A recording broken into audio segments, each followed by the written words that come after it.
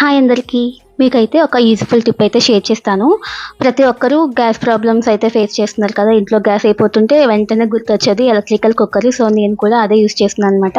కాకపోతే ఎలా పెట్టినా సరే రైస్ అనేది మాడిపోతుంది. చాలా ఇబ్బంది అనిపిస్తుంది. వాటర్ ఎక్కువేసినా, తక్కువేసినా కూడా మాడిపోతుంది. సో, అలా కాదని చెప్పేసి ముందుగా అయితే కుక్కర్ గిన్నె ఉంటుంది కదా! అందులో కొంచెం వాటర్ అయితే వేసుకొని ఉంచుకున్నాను. ఆ తర్వాత ఇలాంటి ఒక స్టీల్ గిన్నె తీసుకొని మనం రెగ్యులర్‌గా ఎన్ని గ్లాసెస్ రైస్ ఏసుకుంటామో అన్ని గ్లాసెస్ నేనైతే 1 ½ గ్లాస్ అయితే రైస్ వేసుకొని ఒక 2 టైమ్స్ అయితే వాష్ చేసేసుకున్నాను. సో, 1 ½ రైస్‌కి 3 గ్లాసెస్ వాటర్ అయితే వేసుకున్నాననమాట.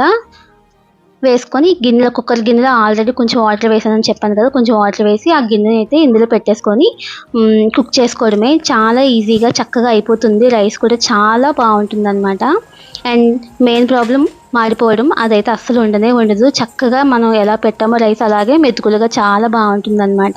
సో, ఎవరైనా రెగ్యులర్‌గా రైస్ మాడిపోతుంది కుక్కర్ గిన్నెలో అన్నప్పుడు ఈ విధంగా అయితే ట్రై చేయండి. చూస్తున్నారు కదా! అందులో వేసిన వాటర్ కూడా ఎలా బాయిల్ అవుతుందో. రైస్ కూడా చాలా వస్తుందండి. అస్సలు మెత్తగా అవ్వడం అదే ఏముండదు. మాడిపోవడం కూడా జరగదు. ఇదైతే చాలా బాగా యూజ్ అవుతుంది నాకు. మీకు కూడా డెఫినెట్‌గా యూజ్ అవుతుంది. చాలామంది ఫేస్ చేస్తూ ఉంటారు మాడిపోవడం. సో, ఈ విధంగా రైస్‌తో పాటు మనం ఏవైనా బాయిల్ చేసుకున్నా కూడా చాలా బాగా యూజ్ అవుతుందనమాట. ఎగ్స్, ఏమైనా స్వీట్ పొటాటోస్ ఇలా ఏదైనా సరే మనం చక్కగా వెజిటబుల్స్ కూడా బాయిల్ చేసుకోవచ్చు. అడుగున మాత్రం మాడదనమాట. ఇదిగోండి వాటర్ అంతా కూడా అయిపోయింది. రైస్ అయితే రెడీ అయిపోయింది మాడకుండా. నాకైతే ఇది చాలా యూజ్ అయింది. మీకు కూడా యూజ్ అయితే కనుక డెఫినెట్‌గా ట్రై చేయండి. వీడియో నచ్చితే కనుక లైక్ చేయండి, షేర్ చేయండి, సబ్స్క్రైబ్ చేయడం మాత్రం మర్చిపోవద్దు. Thank you so much. Bye.